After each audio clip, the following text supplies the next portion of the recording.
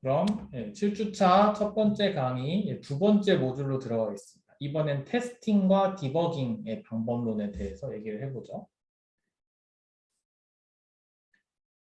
자, 소프트웨어를 개발하는 단계에서 하나 꼭 거쳐야 되는 게 있는데 Quality Assurance라는 게 있습니다. QA라는 단어인데 나중에 여러분들이 이 분야에서 일하게 되시면 자주 볼 겁니다. QA라는 단어를.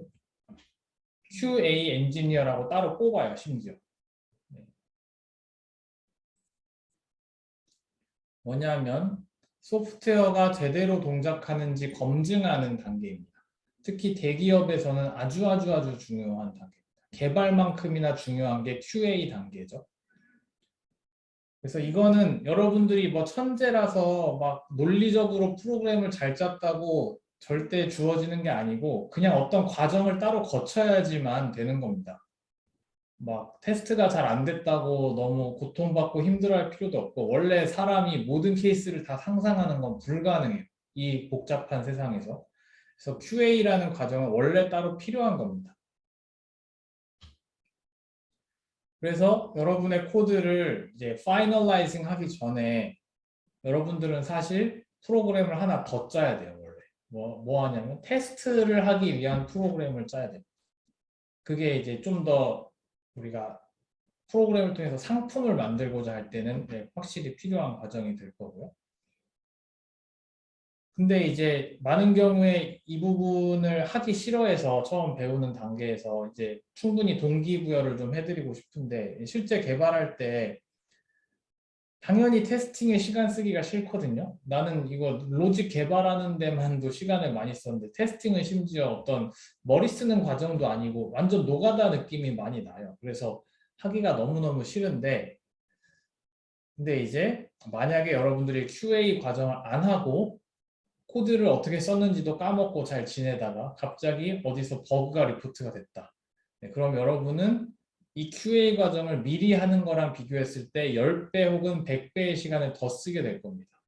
아주 고통스러운 과정이 될 거기 때문에 실제 여러분들이 지금 좀 더 귀찮은 것이 나중에 다가올 재앙을 막을 수 있는 길이 됩니다. 이런 게 지혜로운 것이다. QA 과정이 그냥 뭐 편집증 환자들이라서 하는 것이 아니라 실제 생산성을 높이는 데 기여하는 거고 투자 가치가 있는 일이다. 이게 되게 중요합니다.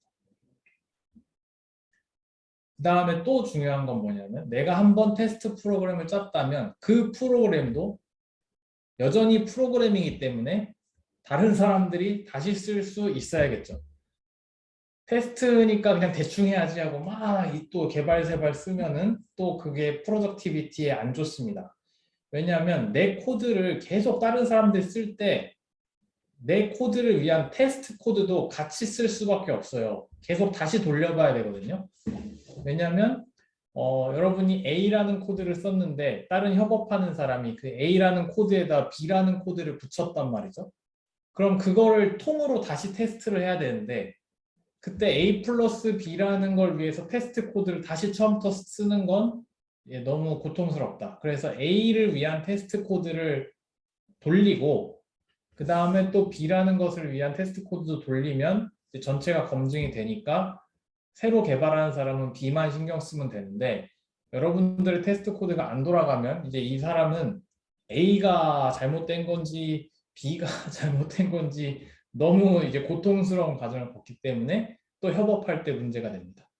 그래서 테스트하는 프로그램도 남들이 쓸 수 있게 만들어야 된다는 걸 기억을 해주시고 이 과정을 오늘 다루진 않을 겁니다. 그냥 제가 동기부여만 합니다. 그럼 한번 테스트 케이스 만드는 거를 저희가 심심하니까 해볼까요? 자, 테스트인데 이런 함수를 만들어 봅시다. 이게 그 녹는 점 있죠. 저 영도씨가 녹는 점이잖아요. 어떤 함수를 만들고 싶은데 이 함수가 뭘 하냐면 내가 온도를 섭씨 온도를 입력하면 그 섭씨 온도가 녹는 점보다 높냐 어버브니까 초과죠. 이상이 아니라 초과. 녹는 점보다 높으면 true 아니면 false를 리턴하는 아주 간단한 종류의 함수를 생각을 해봅시다. 근데 우리는 지금 이걸 구현하는 게 목적이 아니라 테스트 케이스를 만드는 게 목적이에요. 그때 뭘 생각하면 좋으냐. 그래서 뭐 헤더는 뭐 이런 식으로 돼 있을 거고 플로트로 섭씨 온도를 입력받으면 true or false가 될 거고 뭔가 임플리멘테이션이 있다고 칩시다. 근데 임플리멘테이션 둘째 치고 우리는 이걸 어떻게 테스트하면 좀 더 사람들에게 신빙성 있느냐라는 얘기를 해봐야 되겠죠. 그래서 일단 우리가 모든 밸류를 다 테스트할 수는 없잖아요. 지금 실수가 무한대가 있는데 그거에 대해서 다 돌려볼 수는 없고 진짜 딱 핀포인팅해서 다양한 케이스를 다 커버할 수 있는데 최소한의 테스트를 하는 게 가장 지혜롭겠죠. 근데 녹는 점보다 높은 온도를 리턴하는 함수를 가만히 이제 문제를 들여다보는 거죠. 그럼 어떤 걸 테스트하고 싶냐면 일단 적어도 두 가지가 커버가 돼야 돼요. 첫 번째, 녹는 점보다 높은 온도를 넣었을 때는 true가 나와야 된다. 그게 실제 돌아가는지 검증해야 되고 그다음에 녹는 점보다 아래의 온도를 넣었을 때는 false가 리턴된다. 적어도 테스트 케이스가 이 두 개는 포함해야 사람들이 납득을 하겠죠. 근데 내가 테스트 케이스를 예를 들면 10개를 만들었는데 그 10개의 밸류가 다 녹는 점보다 높아요. 그럼 그 10개의 테스트를 다 통과했다 하더라도 이 코드를 제대로 테스트한 게 아니죠. 왜냐면 false를 한 번 정도는 보여줘야 되는데 한 번도 안 보여줬잖아요. 그러면 안 되니까. 그래서 어떤 컨디션에 따라서 코드가 다르게 동작하는 경우에는 그 다른 경우들을 다 넣어줘야 됩니다. 테스트에. 그 일단 제가 강조하고 싶은 부분이고요. 그럼 이제 이 두 개의 테스트 케이스는 충분한가? 라고 물어보고 싶습니다. 충분합니까? 혹시 우리가 뭘 빠뜨렸는지 얘기해 볼 수 있을까요?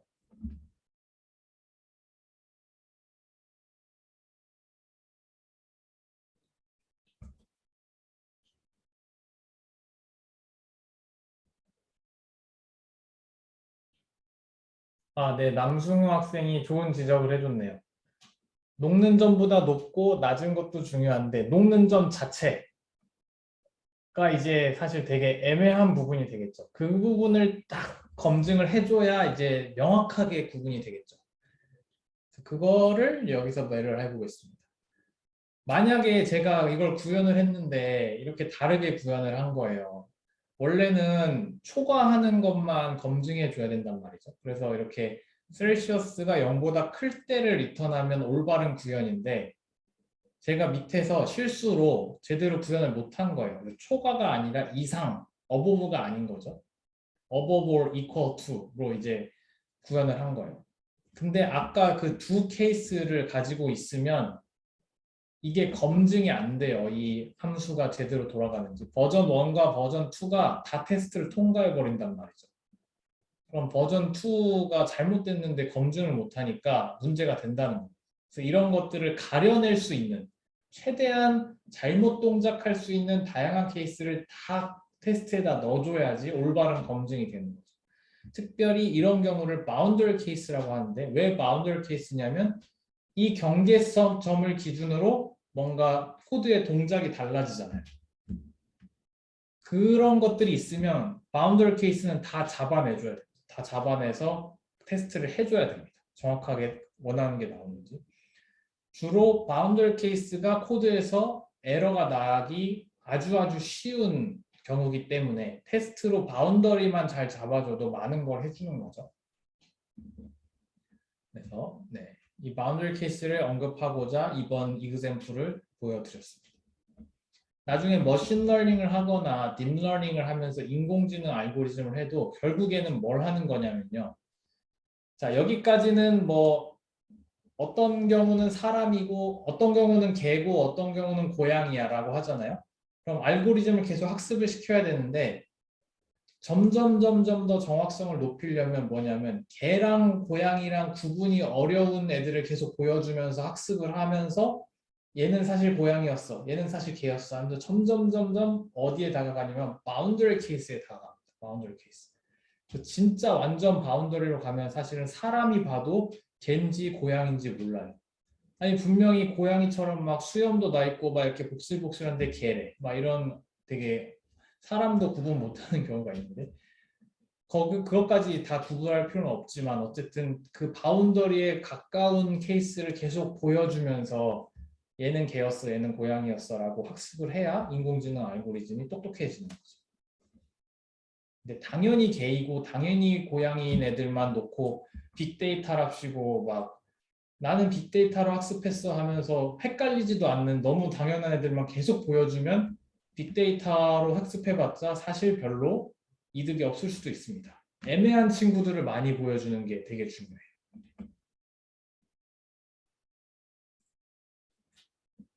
자, 그래서 어쨌든 이 녹는 점 이상인지를 테스트하는 알고리즘은 적어도 3개의 테스트 케이스는 필요하다라는 걸 얘기를 하게 되었습니다.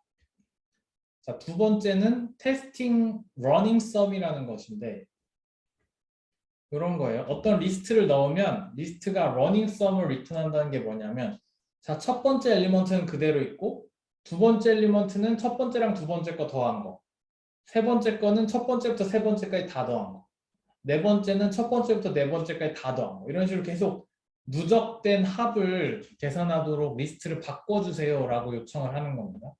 그럼 저희가 대충 생각해 봤을 때 이렇게 구현할 수 있겠네요. L이라는 리스트를 넣었을 때 0부터 쭉 가면서 L은 뭐냐면 이전 거랑 현재 거를 더해 나가면 계속 누적돼서 더해지잖아요. 근데 이걸 한번 테스트를 해보고 싶은 거예요. 테스트를. 어떻게 하면 명확하게 테스트할 수 있는가. 일단 첫 번째 중요한 건 얘는 리턴 밸류가 없습니다. 얘만 돌린다고 내가 체크할 수 있는 게 아니라 얘를 돌린 다음에 L이라는 리스트를 한 번 더 엔터를 쳐줘야 그 바뀐 상태의 내부를 들여다볼 수 있잖아요. 그런 걸 해줘야 되고 그래서 인풋 리스트를 다시 들여다봐야 한다. 그래서 제대로 바뀌었는지 봐야 된다. 자, 그러면 테스트 케이스는 어떤 식으로 제너레이션 하냐면 이런 케이스를 다 고려를 해줘야 됩니다. 뭐냐면 첫 번째 인풋의 사이즈를 고려해야 돼요. 리스트 같은 게 들어갈 때는 일단 비어있는 리스트를 넣었을 때 제대로 동작하느냐 비어있는 리스트를 동작했을 때 에러가 나면 안 돼요. 보통 에러가 나거든요. 우리가 고려를 잘 못하면.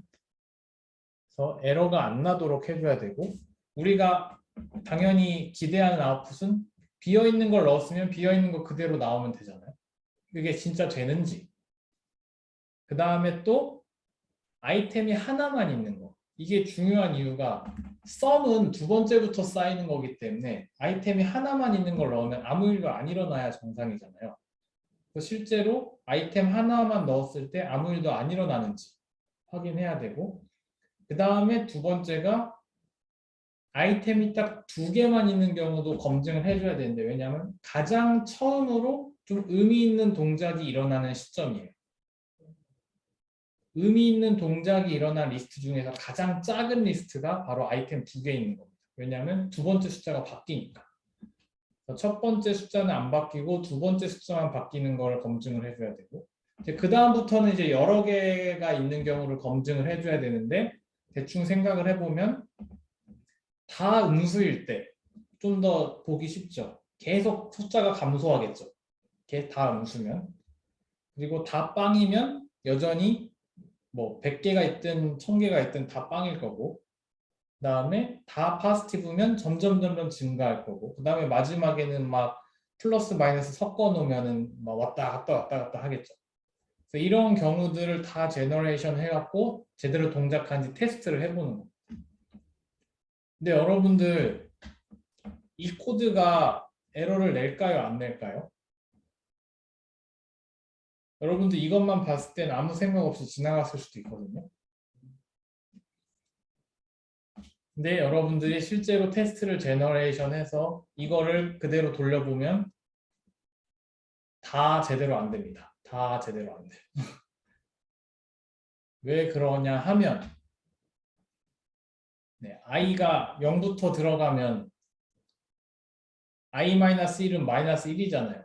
l에 마이너스 1이 들어가는 말도 안 되는 이상한 상황이 벌어지면서 마이너스 1은 오른쪽 끝에 있는 친구잖아요. 0번째를 갖고 싶은데 오른쪽 끝하고 0번째를 더한 결과가 나오면서 결국 모든 테스트 케이스가 다 페일이 됩니다. 이런 것들이 우리가 프로그램 개발하는 단계에서 캐치하지 못하고 넘어갈 수가 있어요. 이런 사소한 실수들이 분명히 있을 수 있기 때문에 테스트 케이스를 다 만들어서 돌려서 확인하는 게 지혜로운 방법입니다. 나의 머리를 너무 신뢰하면 안 됩니다. 자, 그럼 테스트 케이스는 어떻게 만들 수 있느냐? 최대한 다양한 경우를 다 커버하되 테스트를 적게 하면 적게 할수록 좋겠죠. 그래서 일단 구분해야 될 건 사이즈. 뭐 리스트 같은 경우에는 사이즈를 여러 가지를 넣어봐야 되는데 비어 있을 때를 항상 넣어봐야 되고 이때 적어도 에러는 안 나야겠죠. 그 다음에 내가 생각하는 의미 있는 동작을 하는 가장 작은 리스트를 한번 만들어보고 그 다음에 뭐 하나 있을 때 그 다음부터는 이제 좀 일반적인 리스트를 만들어보는 거죠. 이런 것들을 다 넣어보고 다 제대로 동작하는지 확인해봐야 됩니다. 그 다음에 dichotomies라고 되어 있는데 서로 나눠지는 부분. 아까 above freezing 같이 뭐 녹는 점 이상, 이하 이런 식으로 컨디션에 따라서 다르게 동작하는 경우들이 있다면 그 컨디션들을 다 포함해야겠죠. 녹는 점 이상, 녹는 점보다 클 때, 작을 때를 다 포함시켜야지 올바른 테스트가 될 겁니다. 그 다음에 boundary.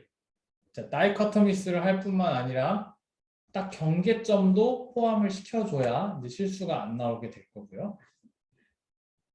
그 다음에 혹시 순서에 따라서 달라지는 게 있는지를 좀 검증을 해보면 좋겠습니다. 예를 들면 뭐 솔팅을 한다든지 그러면은 좀 그 순서에 따라서 영향을 받을 수도 있는데 그래서 순서를 가지고 뭐 검증을 하는 것도 필요할 거고 같은 밸류인데 같은 밸류들을 똑같이 넣는데 순서만 바꿔서도 테스트를 해보는 거죠. 그래도 정확하게 나오는지. 이런 것들을 고려하면서 테스트 케이스를 만들면 도움이 됩니다. 그 다음에 이제 버그를 잡는 어떤 가이드라인들인데 자, 첫 번째 이건 제가 항상 얘기할 수밖에 없어요. 근데 여러분들의 프로그램이 뭘 해야 되는지 그러니까 여러분들이 풀고자 하는 문제가 뭔지를 이해를 일단 해야 되고 프로그램 자체도 이해를 해야 되는데 이게 많은 경우에는 문제를 이해한다는 게 프로그램을 돌릴 뿐만 아니라 내가 실제 손으로 좀 계산하는 과정이 필요할 수가 있어요. 이러이러한 인풋이 들어가면 아웃풋이 어떻게 나오는지 손으로 계산해 보는 거죠. 그리고 남이 개발한 프로그램을 갖고 테스트하는 경우에는 남이 개발해 놓은 이 다큐멘트, 코멘트들을 열심히 읽어보는 과정이 필요할 수 있고 그 다음에 이제 내가 테스트를 몇 개를 만들어 보면서 프로그램을 이해하는 과정도 필요하겠죠.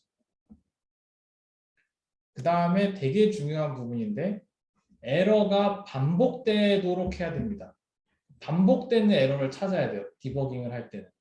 내가 어떤 경우에 에러를 발생했는데 에러가 어떤 경우에 발생하기도 하고 안 하기도 하면 내가 어떤 신뢰를 가지고 이게 잘못됐어 라고 하기가 어려워요. 그래서 테스트 엔지니어들이 해야 되는 가장 중요한 일 중 하나가 자, 이 컨디션을 주면 무조건 에러가 나 아니면 엄청 높은 확률로 에러가 나 이런 케이스를 찾아내야 됩니다. 에러가 자주 발생하는 케이스를 찾아서 그래야 그쪽 부분을 핀포인팅해서 고칠 수가 있거든요. 근데 대충 돌려보다가 뭔가 에러가 나 하면 되게 두루뭉실한 디버깅이 돼서 안 좋습니다.